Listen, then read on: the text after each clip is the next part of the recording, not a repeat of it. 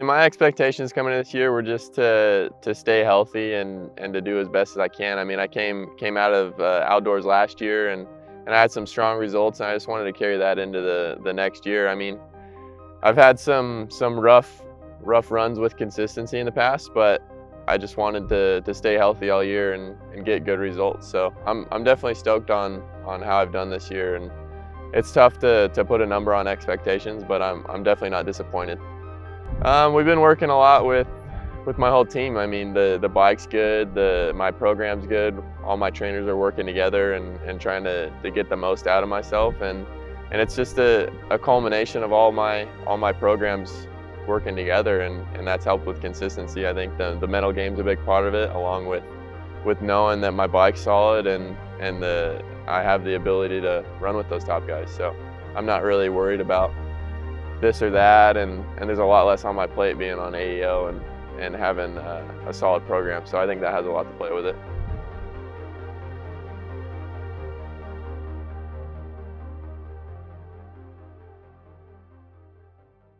I've had consistent results, but my riding hasn't been necessarily consistent in the outdoors so far. I think the last 4 rounds I've crashed nearly 7 out of 8 motos. So if I can eliminate the tip overs and get a good start, I think I'll have some solid results.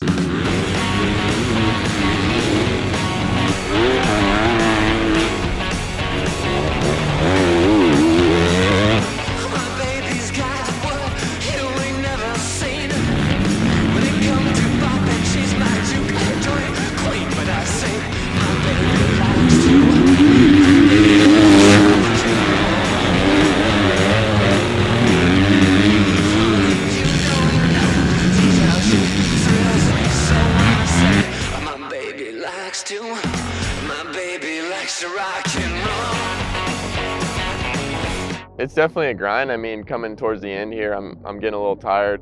I don't know what I expected. I've always had pretty good fitness, and I build throughout the year, so it's not really a problem for me as far as doing rounds back to back to back.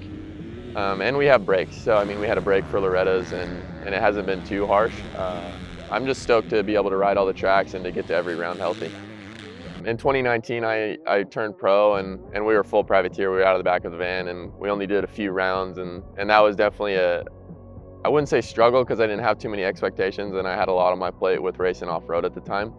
But it's definitely been different experiences every year. I mean, in 2020, I had a Supercross deal, and then I had to figure something out for outdoors. Ended up kind of hopping on with TPJ, and that is a lot better than driving out of your van, but it's still a lot on your plate. And thankfully, my brother and my dad had a lot of help in my program as far as getting the bike ready and doing that kind of stuff. So all I had to worry about was gear, riding, and nutrition and all that kind of stuff. So it's definitely, it's a lot on your plate when you're not on a full team. So it's a lot better to be on a team. I think that it's just you're able to focus on the racing aspect of it a lot more, instead of worrying about all that other little this and that, and you're not stressing so much as far as the bike goes, whether you got your parts or you forgot your handlebars or this or that. So it's nice to have the whole program. You just show up, and as long as you bring your gear and your boots, you're ready to go.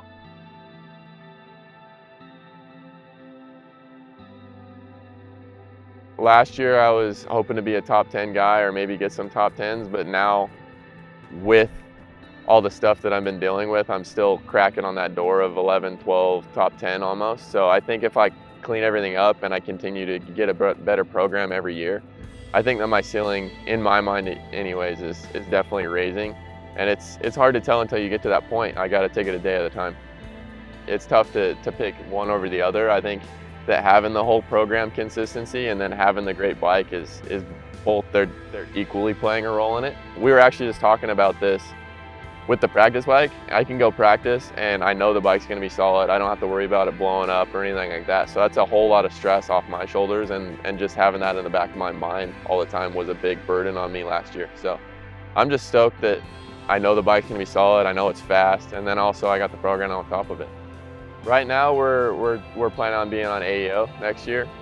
We're still working out the details, and nothing's final until the paper's signed. But I'm just hoping to carry my momentum into the next year and continue to improve on my results.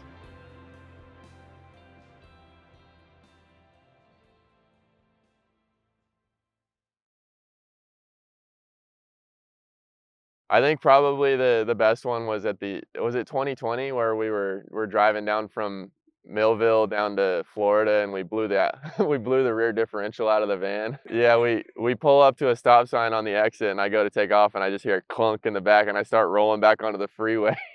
I throw it in park and then the van starts rolling still. So I think that was a good one. I mean, Matt Hubert helped us out a lot there. He drove down to his house in Jackson and then drove back up with a little U-Haul trailer, threw all of our van in there, and then we motored down to WW, raced that, and then drove all the way across the country in his van.